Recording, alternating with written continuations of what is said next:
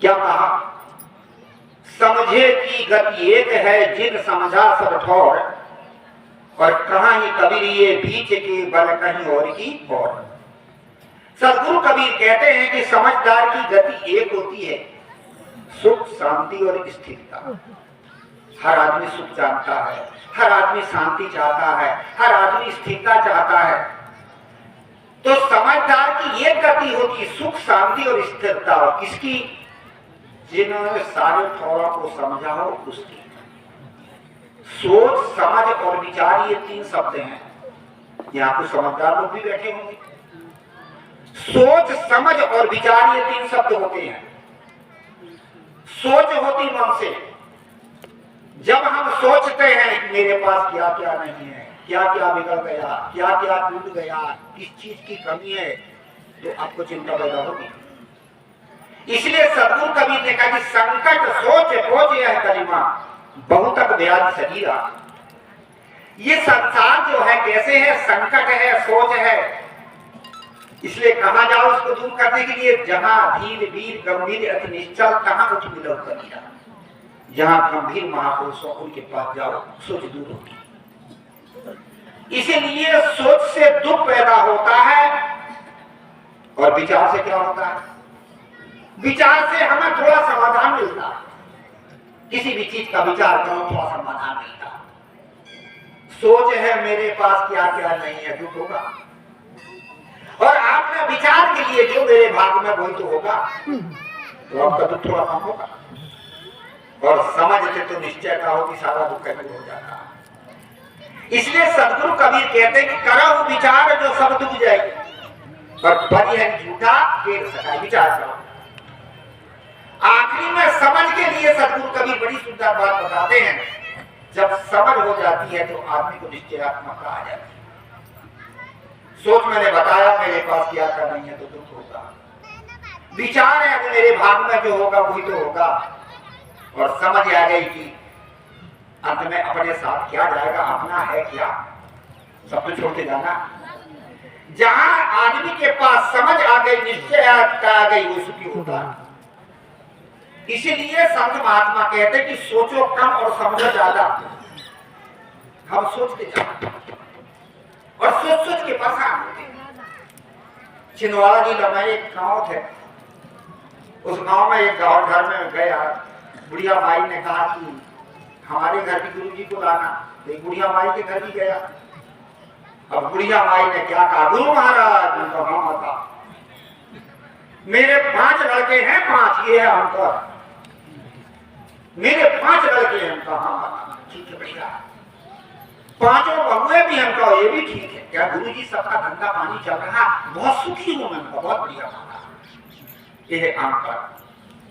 फिर क्या कहते? महाराज एक नाती है, पढ़ लिख के तैयार हो गया, पर नौकरी नहीं लगी, बड़ी चिंता है गुरु जी। पहले आदमी बड़ा अहंकार करता, फिर पैसे से पिचकता। जब कोई से पहले मिलते हो तो कहो भाई सब यारे सब भगवान की कृपा से ठीक ठाक है। और घर परिवार की चर्चा चले पर ठीक ठाक नहीं बता, फिर ठोक ठाक बताता। ऐसे ही बुढ़िया ने कहा महाराज बड़ी चिंता है। मैंने कहा माता, अरे तेरे को चिंता की क्या देखो? अरे तेरे जो है तेरा काम था, बाल बच्चे पैदा कर दिया, पढ़ा दिया, लिखा दिया, शादी विवाह कर दिया, तेरा काम पूरा हो गया। ये नाती पोता सोता दुनिया भाई की क्यों याद परेशान करती? बरसात हो रही, उनका काम वो उनके माँ बाप करेंगे, तेरा काम पूरा हो गया। तो बुढ़िया कहती महाराज तुम्हारे है ही नहीं तो तुम कहाँ जा? आदमी जितना सोचता परेशान होता। सदगुरु क्या कहते? समझे की गति एक है, समझो। ये सत्संग समझने के लिए महात्मा कहां कहां का रस निकाल निकाल के आपके पास में आते हैं, अध्ययन करते हैं, चिंतन करते हैं। कुछ उनका अनुभव भी होता है, और वह अनुभव वो आपके पास ले लेकर के साथ निचोड़ देते हैं, और हम उसको समझेगा तो। इसलिए सदगुरु कबीर साहब कहते समझे की गति एक है, समझदार की गति एक होती, सुख शांति और स्थिरता। कब होती है? जिन समझा सब ठौर, जिन्होंने सारे ठौरों को समझ लिया है। एक ही चीज नहीं, जब 4 ठौर है, 4 जगह समझना है। अब वो 4 ठोर कौन से हैं? सबसे पहला ठोर है हम सिद्धांत को समझें। सिद्धांत का अर्थ होता अंत में जो सब सिद्ध करना चाहते वही सिद्धांत है। जितने भी प्राणी हैं, मनुष्य लेके पशु पक्षी तक, सभी प्राणी क्या सिद्ध करना चाहते हैं? सुख। कोई दुख चाहता क्या? हर प्राणी सुख चाहता है। एक चींटी के सामने भी उंगली खड़ी कर दो तो वो दुख से दूर हटती है। सुख चाहती कि नहीं हट जाती? इसलिए जितने भी प्राणी हैं सभी सुख चाहता है। एक चोर है, चोरी करता, वो भी सुख के लिए करता, घर कमाऊंगा सुख से कमाऊंगा। ये पूजा पाठ जब तक करता वो भी सुख से लिए करता कि पूजा पाठ करो तो सुखी रहूंगा। ये तीर्थ व्रत दान पुण्य करता वो भी सुख के लिए करता है ना। हर प्राणी चाहता सुख, इसलिए सबका सिद्धांत एक ही तो है, सब सुख चाहते हैं। तो हमारा आपका सिद्धांत कहाँ अलग होगा? सबका सिद्धांत एक ही, सब सुख चाहते हैं। वही सच्चा सिद्धांत जो हम चाहते हैं वह हम दूसरे के प्रति दें। दूसरा सिद्धांत का अर्थ होता है, हाँ माता जी जल्दी से चलो, जल्दी कर लो। तो दूसरा जो है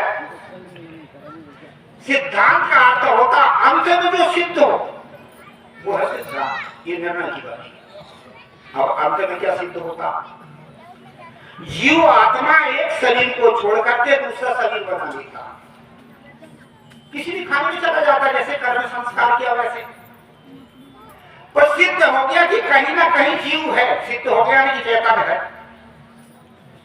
चेतन है किसी भी खाने में, चाहे मनुष्य में हो, चाहे पशु में हो, चाहे पक्षी में हो, कहीं भी गया हो, है, सिद्ध हो गया कि चेतन।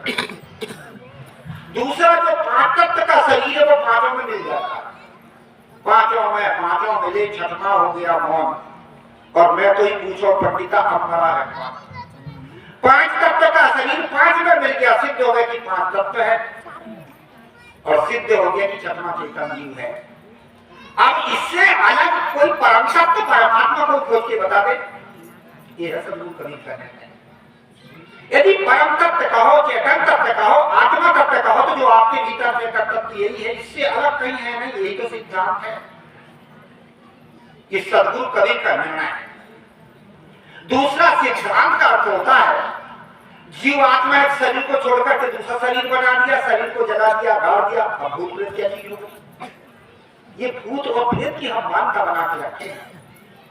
ये मान्यता आप सिद्ध करिए कि भूत प्रेत क्या चीज होगी। आप देखते हो किसी को जला दिया, गाड़ दिया, कुछ भी कर दिया और 5 तत्व का शरीर 5 में मिल गया। अब क्या भूत प्रेत हो गया? विवेक करो। सदगुरु कबीर ने विवेक करने के लिए कहा, उन्होंने कहा कि मनसाय और मनसा लेरी बूढ़े बहुत अचेत और कहां ही कबीर थे बाकी हैं जाके हृदय विवेक। सदगुरु कबीर साहब विवेकवादी थे, उन्होंने विवेक करने के लिए कहा है। ये तीसरी चीज सिद्ध होती नहीं, इससे सिद्ध हो गया कि जगत को बनाने वाला निराकार परमात्मा केवल आपकी कल्पना है। दूसरे नंबर में भूत प्रेत आपकी जो वो है वो भी आपकी कल्पना है। और इसी मान्यता में आज हम पढ़े कितने कितने समझदार लोग भी डरते भय खाते, डरते थोड़े से कहीं भी जाए डर जाते, भय खाते। भूत प्रेत नाम की कोई चीज ही नहीं है। सदगुरु कभी करने में उन्होंने कहा कि ये ब्रह्म भूत सकल जब खाया और जिन जिन पूजा तेज रहा। ये कह रहे थे महात्मा जी भूत प्रेत नहीं है, परंतु जिसको भूत प्रेत लगता है वो बताता है कि मैं अमुक जगह का हूँ, अमुक गांव का हूँ, अमुक जगह मेरा स्थान, ये बताता है गुरु जी, इसलिए है। मैं कहा सुनो, ये क्या बताता?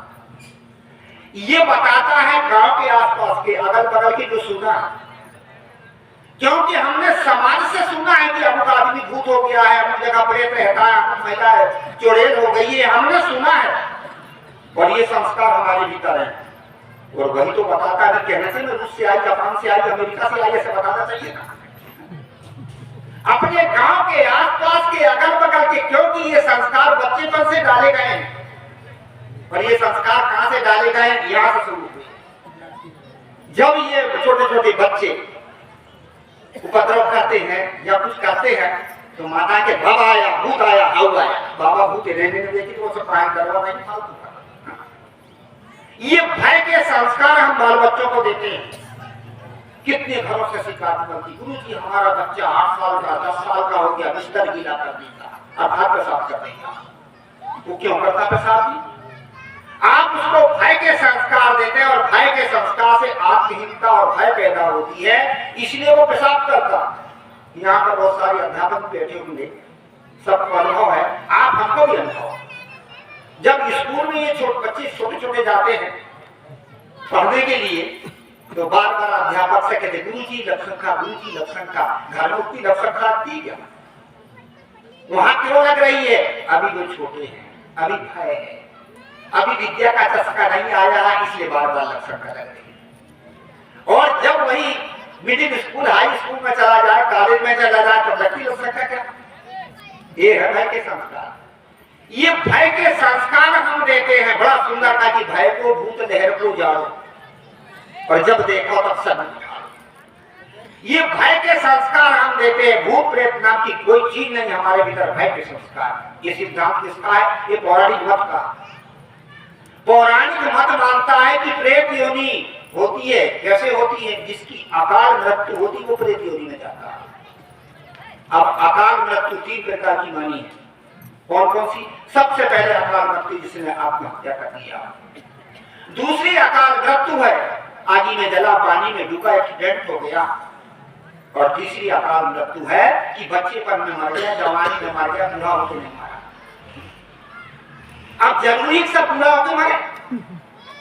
कर्म सिद्धांत एक निर्णय का सिद्धांत की जितने कर्म संस्कार लेके जो शरीर बनाता है, कर्म भोग पूर्ण होने पर इसे नहीं छूटता, बीच में छूटते ही नहीं। इसलिए अकाल नाम की मृत्यु ही नहीं तो भूत प्रेत नाम की कोई चीज नहीं।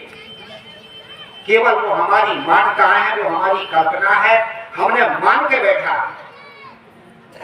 एक रेलगाड़ी बंबई से कलकत्ता जाती है तो सब कलकत्ते वाले बैठे थे क्या? अरे बीच बीच में जिसका स्टेशन आएगा वो भी तो बैठेगा।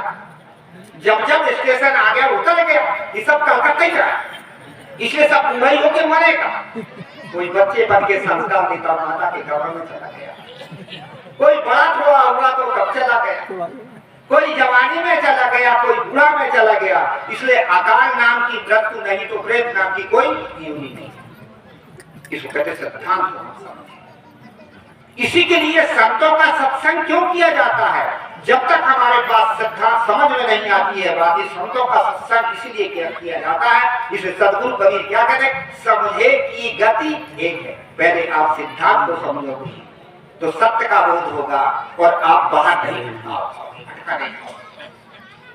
दूसरे नंबर में सिद्धांत के बाद में हम क्या समझे? हम व्यवहार को भी समझे। वर्तमान जीवन हम जिंदगी जी रहे हैं और जिनके साथ हम जिंदगी जी रहे हैं उनसे हमें व्यवहार लेना है। और सबके हृदय को समझो, व्यवहार में हृदय को परखो। ये सद्गुरु कबीर का सिद्धांत पारक है। पारक का अर्थ है परखना, समझना, जानना। व्यवहार में भी हम जिनके साथ जिंदगी जी रहे हैं पहले उनके हृदय की परख करें। कर्म सिद्धांत कहता है कि जो भी हमारे संपर्क में आता है उसकी 4 कारण हैं। सबसे पहले आता है लेने वाला। पुत्र बन के आता, पुत्री बन के आता, भाई बन के आता, मित्र बन के आता, पड़ोसी बन के आता है, पशु बन के आता है, मौका साकार बन के आ जाता है लेने वाला। दूसरा आता देने वाला, आपका कोई कर्जदार है। तीसरा आता ममता का मोह से आता है और चौथा आता है धर्म के संस्कार से। ये 4 संस्कार कर्म सिद्धांत कहता है जितने प्राणी से हमारा संबंध होता है ये 4 चीज से होता है। जो आपका लेने वाला है वो आता है, पुत्र बन के आ गया, पत्नी बन के आ गया, मित्र बन के आ गया, भाई बन के आ गया, पड़ोसी बन के आ गया, रिश्तेदार बन के आ गया। तो कैसा होगा? वो होगा तेज स्वभाव का। आपसे स्वभाव संस्कार नहीं मिलेंगे, दूसरे से मिल जाएंगे पर आपसे नहीं मिलेंगे। इसलिए जानने के तेज स्वभाव का बात नहीं मानता तो सह लो, संतोष कर लो, यही तो कला और खाना क्या। हम सह नहीं पाते, संतोष नहीं करते और जूझ पड़ते हैं, तो वो होगा खास स्वभाव का। खुद चिटकेगा, बर्बाद होगा और आपको भी बर्बाद करेगा। छत्तीसगढ़ में एक बूढ़ा बाबा आ गया, कहे गुरुजी महाराज, उनका क्या बात है भाई? कहे लड़का एक है, उनका एक तो है। क्या पूरी बात तो सुनो, उनका सुना भाई। क्या ठीक से खाने को नहीं देता, ठीक से बातें नहीं करता, टेढ़ी टेढ़ी बात करता है। मैंने कहा बाबा समझा जो लड़का तेरा, क्या समझता है? तो मैंने कहा किसी से समझा जो उसकी बात मानता, वो किसी की सुनता ही नहीं। तो मैंने कहा भैया शासन का तेरे नाम से खेत घर होगा, कह दी बेच लूंगा, गुजारा चलाऊंगा। अरे क्या गुरुजी तब तो गले दबा देगा। तो मैंने कहा भाई अलग हो जा। कह महाराज अपना लड़का है, कैसे अलग हो? मरता।